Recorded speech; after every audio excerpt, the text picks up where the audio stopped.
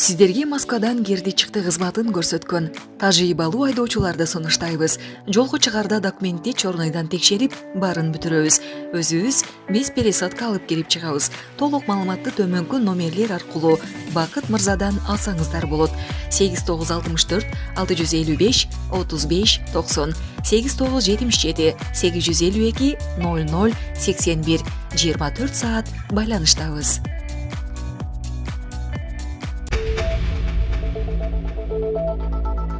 Орусияда иш таштаган жүздөй тажикстандык мигрант жумуштан айдалды. Ростов облусундагы Химпек химиялык заводунун жетекчилиги иш таштаган 100гө жакын тажикстандыкты иштен айдады. Бул тууралуу Азоди радиосу билдирди. Наразычылык акциясы 15 январда өткөн. Жумушчулардын айтымында полимер буюмдарын чыгарган ишкананын администрациясы жыл аягында эмгек акыны көтөрүүнү жана акы төлөнүүчү өргү берүүнү убада кылган, бирок аткарган эмес.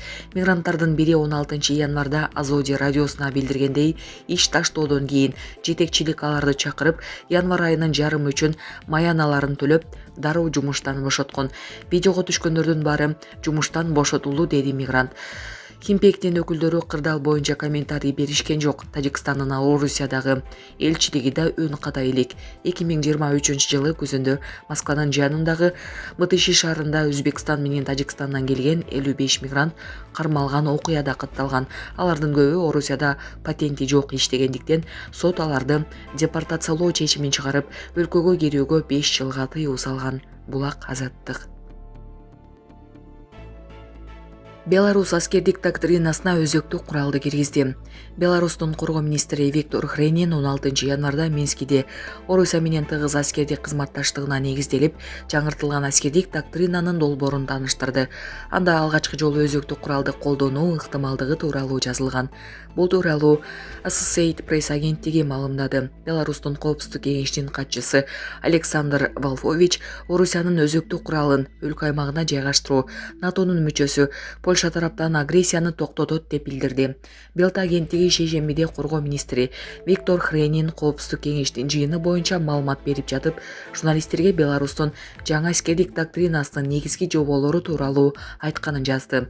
Ага ылайык жаңы аскердик доктрина кырдаалдын өзгөрүшүн эске алат, бирок жалпысынан тынчтыкты сүйгөн Беларус элинин мүнөзүн сактап калат. Беларусту бир дай эл бийлигинин аракетине карабай өзүнүн душманы деп эсептебейт.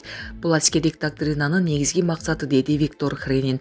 Аскер доктринасынын долбоорунда Беларустун союздаштык милдеттенмеси тууралуу жаңы бөлүм да бар. Аны жазууда төңкөрүш коркунучун башынан өткөргөн Казакстандын тажрыйбасы эске алынган деп жазды Белта.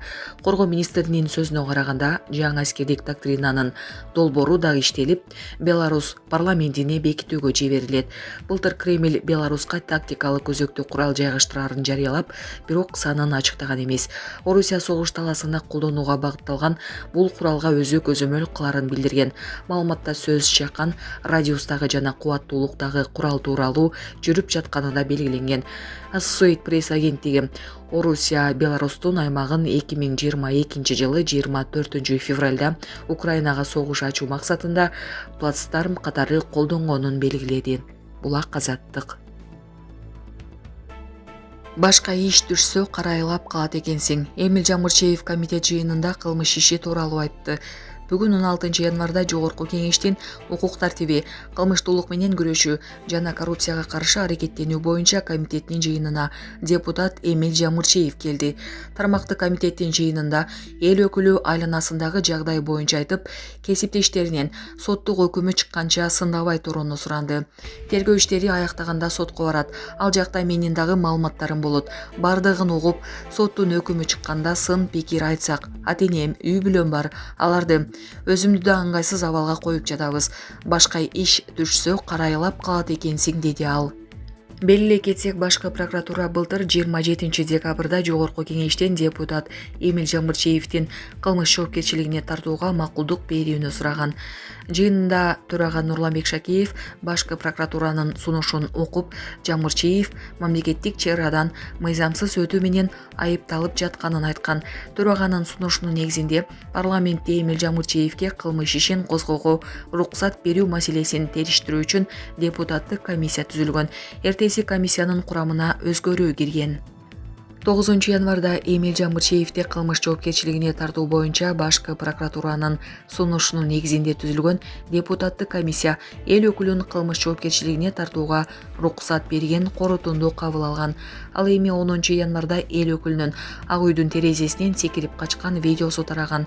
УКМКнын төрагасы Камчыбек Ташиев жогорку кеңештин жыйынында анын кырмалбай турганын айтып, иши сотко өткөндөн кийин актыгын сотто далилдеши керек экенин билдирген. Ал эми 12 январда депутаттын УКМКга сурак берип чыкканы белгилүү болгон. Булак Супер KG. Бишкекте кулаган Ми-8 тик учагынын сүрөтү тарады. Бишкекте кулаган Ми-8 үлгүсүндөгү тик учактын сүрөтү интернетке тарады. Алдын ала маалымат боюнча аба техникасы Фрунзе 1 аймагына саат 10:55 кулаган. Анын кесепетинен аскердик тик учактагы экипаждын командири каза болгонун Коргоо министри Бактыбек Бекболотов билдирди. Жабыркаган 7 адам ооруканага жеткирилген. Адистер кара ящикти алып чыгып, кылмыш иши козголду. Булак Спутник KG. Бишкекте кулаган тик учак, жабыркаган аскерлердин саны көбөйдү. Кыргызстандын Коргоо министрлигинин маалыматы боюнча тик учак кырсыгынан 10 адам жабыркап, дагы бирөө экипаждын командири каза тапты. Бүгүн 17 январда Ми-8 МТВ үлгүсүндөгү тик учак окуу машыгуу учурунда кулаган. Бир жоокер каза тапты.